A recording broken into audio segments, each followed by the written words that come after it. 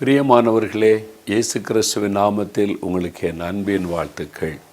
நம்முடைய சத்தியம் தொலைக்காட்சி 15 வருடங்களை கடந்து 16வது வருஷத்திற்குள் அடியெடுத்து வைத்திருக்கிறது. இதுவரைக்கும் நடத்தி கொண்டு வந்த கர்த்தராகிய இயேசு கிறிஸ்துவுக்கு கோடான கோடி ஸ்தோத்திரம் உண்டாவதாக. ஆண்டவரே இதை ஆரம்பிக்கும்படி கட்டளையிட்டு ஜனங்களுக்கு உண்மையான செய்திகள் கொண்டு செல்லப்பட வேண்டும், ஜனங்கள் ஆண்டவருடைய வார்த்தையினால் ஆசீர்வதிக்கப்பட வேண்டும் என்ற நோக்கத்தோடு ஆண்டவர் இந்த சத்தியம் தொலைக்காட்சி ஆரம்பிக்க கட்டளையிட்டார். ஆண்டவருடைய வார்த்தையின்படி ஆரம்பிக்கப்பட்டு நடத்தப்பட்டு வருகிறது. கடந்து வந்த பாதையில் எத்தனை உபத்திரவங்கள், நெருக்கங்கள், போராட்டங்கள், இனி இதை நடத்த முடியுமா என்கிற சந்தேகங்கள் வரக்கூடிய அளவிற்கு நெருக்கங்கள், இதை நடத்த முடியாது என்கிற சூழ்நிலையெல்லாம் வந்தது.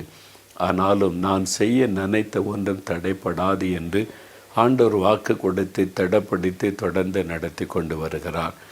அதற்கு காரணம் உங்களுடைய ஜெபம். தேவ பிள்ளைகள் தினந்தோறும் இதற்காக ஜெபிக்கிறீங்க. உங்களுடைய ஜெபத்தினுடைய பலனை பார்க்க முடிகிறது.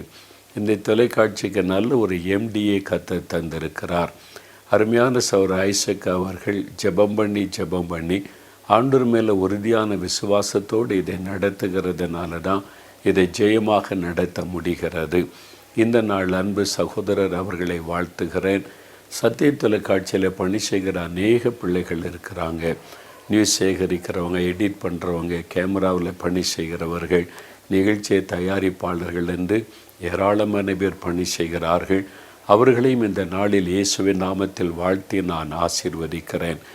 இந்த தொலைக்காட்சியை தொடர்ந்து கொண்டு செல்வதற்கு உதவி செய்கிற இந்த விளம்பரதாரர்கள், நிறைய தொழில் அதிபர்கள் தங்களுடைய தொழில் காரியமாக விளம்பரத்திற்கு அவங்க உதவி செய்கிறது நிமித்தம் தொடர்ந்து நம்முடைய தொலைக்காட்சியை நடத்த முடிகிறது. அதனால் விளம்பரதாரர்கள் எல்லாரையும் நான் இயேசுவின் நாமத்தில் வாழ்த்தி ஆசீர்வதிக்கிறேன். கர்த்தருடைய பிள்ளைகள் வெறும் கிறிஸ்துவ செய்திகளை மாத்திரம் பார்க்கக்கூடாது. அதோடு கூட அனுதினம் நடக்கிற நிகழ்வுகள், நம்ம சுற்றி நடக்கிற நிகழ்வுகள் செய்தியாய் அறிவிக்கப்படுவதை தினந்தோறும் கவனமாய் பார்க்கணும்.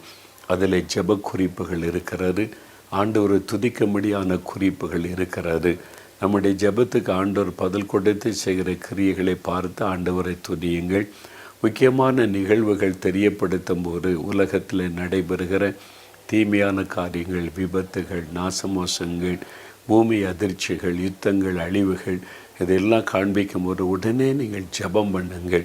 அந்த தேசத்திற்காக, இந்த மக்களுக்காக இந்த தீமைகள் நிறுத்தப்படவும், பாதிக்கப்பட்ட மக்கள் ஆறுதல் அடைய, அவங்களுக்கு உதவி கிடைக்க கருத்தாய் ஜெபியுங்கள்.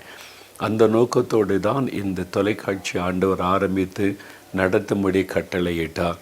தெய்வ பிள்ளைகள் ஒவ்வொருவரும் செய்தி பார்த்து கொண்டிருக்கும் பொழுதே இருதயத்தில் ஜெபித்து கொள்ள வேண்டும்.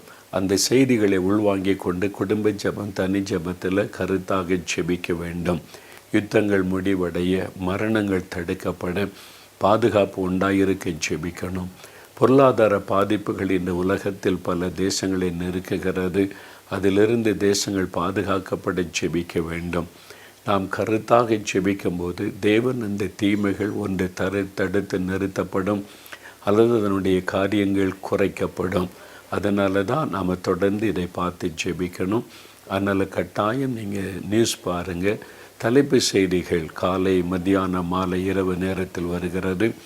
நம்முடைய தலைப்பு செய்திகள் கட்டாயம் நீங்கள் பாருங்கள், மற்றவங்களை பார்க்க சொல்லுங்கள். அதில் அப்பப்போ நடக்கிற நிகழ்வுகள் வருகிறதுனால உடனுக்குடன் அவைகளுக்காக நாம் ஜெபிக்க முடியும். அதனால் தொடர்ந்து சத்தியம் தொலைக்காட்சிக்காக ஜெபித்து கொள்ளுங்கள். இதை பார்க்கிற ஒவ்வொருவரையும் ஆண்டவர் ஆசீர்வதிக்க உங்களுக்காக நான் ஜெபிக்கிறேன். சத்தியம் தொலைக்காட்சியை தொடர்ந்து ஆண்டவர் ஆசீர்வதித்து இந்த வருடத்திலும் இதுவரை இல்லாத அளவிற்கு இப்பொழுது புது பொலிவுடன் நல்ல ஒரு அப்கிரேட் பண்ணி தெளிவாக தெரியும்படியான காரியங்கள் செய்யப்பட்டிருக்கிறது. இன்னும் அடுத்த லெவலுக்கு உயர்த்தப்பட ஆண்டவர் ஆசீர்வதிக்க நான் இயேசுவின் நாமத்தில் வாழ்த்துகிறேன். உங்களை ஒவ்வொருவரையும் கர்த்தர் ஆசீர்வதிப்பாராக. ஆமேன்.